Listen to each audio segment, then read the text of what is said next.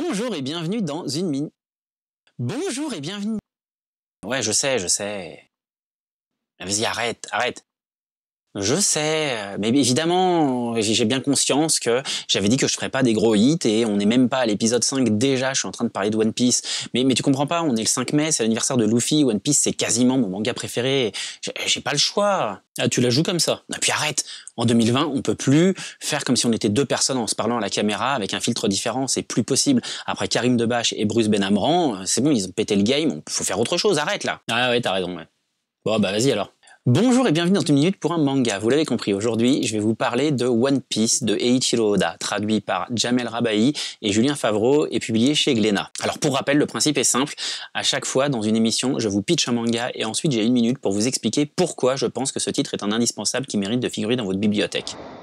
Alors y a-t-il vraiment besoin de présenter One Piece? Je suis pas sûr, néanmoins pour les deux du fond, je vais faire un rapide résumé. One Piece, c'est l'histoire de Luffy, un jeune garçon qui a ingéré un fruit du démon et depuis est un homme élastique. Bien décidé à devenir le nouveau roi des pirates, il parcourt le monde à la recherche de nouveaux membres pour former son équipage.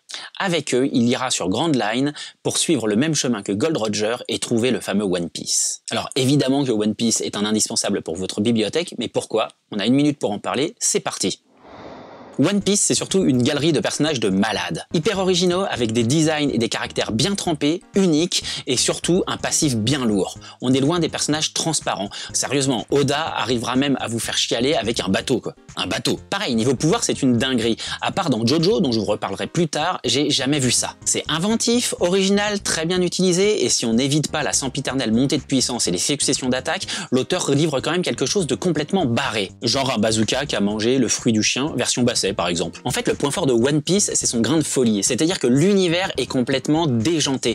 Que ce soit au niveau des situations qui peuvent survenir ou des réactions des personnages, des costumes, de tout un tas de choses, l'univers est vraiment complètement barré et on sent un quelque chose qu'on avait justement dans certaines œuvres au début du travail de Toriyama, que ce soit dans Dr. Slump par exemple ou même dans le tout début de Dragon Ball, on avait cette espèce de folie quelque part cohérente, voilà, qu'on ne retrouve pas par exemple dans un Naruto qui est beaucoup plus sérieux.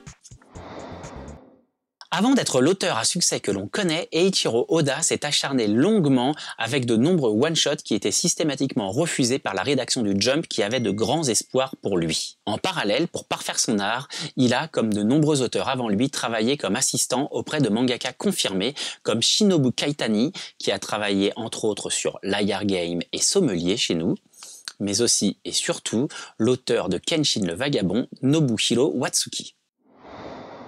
Et voilà, une minute pour un manga, c'est terminé pour aujourd'hui. Alors c'était un épisode un peu spécial que j'ai réalisé parce que c'est vraiment l'anniversaire aujourd'hui de Luffy et que vraiment One Piece c'est un de mes mangas de cœur, donc ça me faisait plaisir. J'espère que cet épisode vous plaira à vous également. N'hésitez pas à me le faire savoir dans les commentaires en dessous de la vidéo. Vous pouvez aussi laisser un pouce bleu ou vous abonner. Bref, vous connaissez les bails, la lapdance, le like, l'abonnement et le partage. C'est utile pour le référencement de la vidéo, pour m'aider à dominer le monde. En tout cas, si vous voulez que je vous une minute un manga, c'est pareil, c'est un commentaire. Moi, je vous donne rendez-vous la semaine prochaine pour un nouvel épisode et d'ici là, lisez plein de mangas. Ciao!